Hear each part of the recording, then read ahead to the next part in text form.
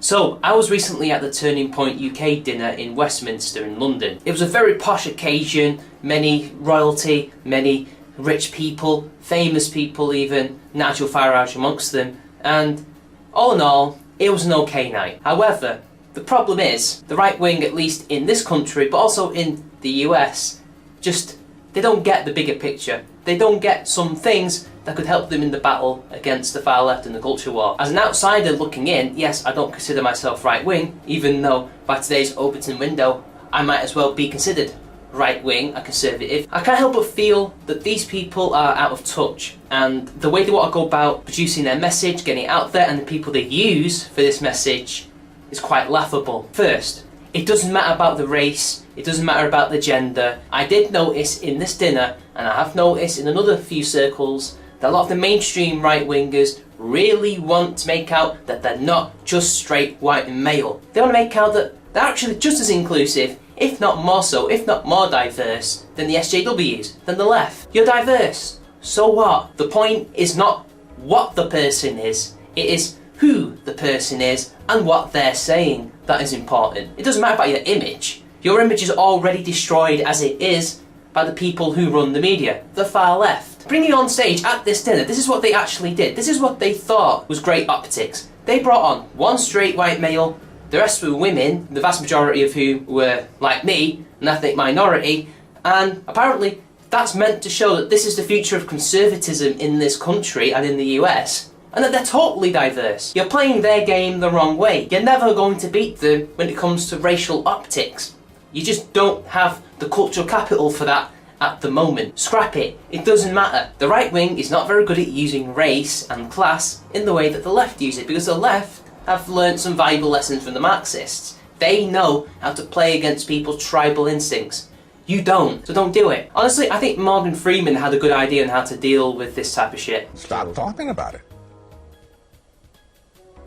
I'm going to stop calling you a white man. Yeah. And I'm going to ask you to stop calling me a black man. Please, and I know this is very difficult for everybody. It's not just a right-wing issue, but get people who at the very least have something more than shit that they found online. By that I mean the talking points are all the same. They just have gone on YouTube, or they've gone to their local meeting in their conservative group, or their liberalist group, or wherever it is that they've gone, and they're just espousing what people say online. They've been watching Sargon, they've been watching Paul Joseph Watson, they've been watching all these big YouTubers who aren't necessarily even conservative. Like, Sargon is not a conservative, regardless of what his political compass is. But they just take these talking points and regurgitate them, and they don't even put their own spin on them. For example, oh, we need to teach people that capitalism is the way forward, that it is the best system, that it's better than socialism. And unfortunately for you guys, you're dealing with the normies, and the normies are not interested in philosophy and political philosophy and capitalism and socialism. A lot of people can see that yes, we live in a beneficial society, that is capitalism. Socialism, when it's extreme, doesn't always work. A lot of these people are only interested in the issues that affect them personally, and this can be far-ranging from what will get them food on the table, jobs, education, their children, and maybe even the hot-button topics that we're not allowed to talk about, like Islam and the grooming gangs. And the problem is, I can't see your major politicians ever going to bring up a lot of those issues. Sure, they'll pay lip service to the other ones, but when they're so fixated on certain other issues, and when they're not even going to touch some of the more sensitive topics, we've got a problem here. It's cowardice, and they can only talk about this behind closed doors, and also it makes them look like hypocrites because they call out the very people who say these things publicly. They know the problem, they just can't admit it. A lot of people are single-minded on issues. Farage is single-minded on Brexit, and that is what a lot of the UK right are hedging their bets on. It's certainly what Turning Point UK are hedging their bets on, and the problem is, that's one issue. It is of tantamount importance, but it's one issue. What are you going to do when this issue comes and goes? Because it will come and go. Either Brexit will happen or it will not happen. And when it does happen, because I think it will, what are you going to do? What next? You've done your thing. Farage is probably going to run away. He's not going to deal with the rest of British politics for the rest of his life, I reckon. What are you guys going to do? What have you got for the British public that will actually give you some staying power and make them think, you know what? These are people I can follow.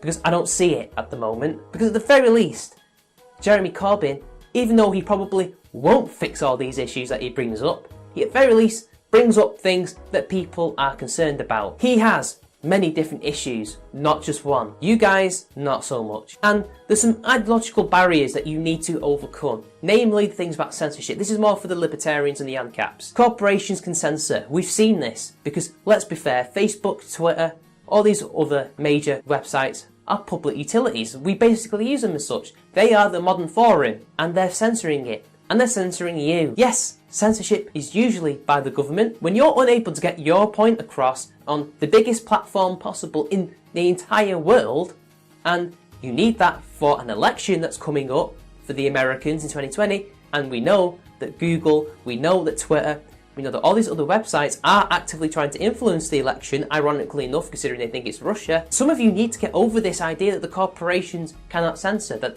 only a government can, and that we just have to rely on the market to remove this threat. It won't. As I've already theorised, and I think what we can really see here, there is a cartel in Silicon Valley. The Silicon Valley cartel, as I called it, unimaginatively. This is all the corporations in that area working together for their own political and economic good. And their political good is to push left-wing politics, not right-wing politics. They want to be arbiters of what is right and wrong. They want to curate to the people what they can and cannot see and what they should think and believe. And they don't believe in your politics. Most of them don't.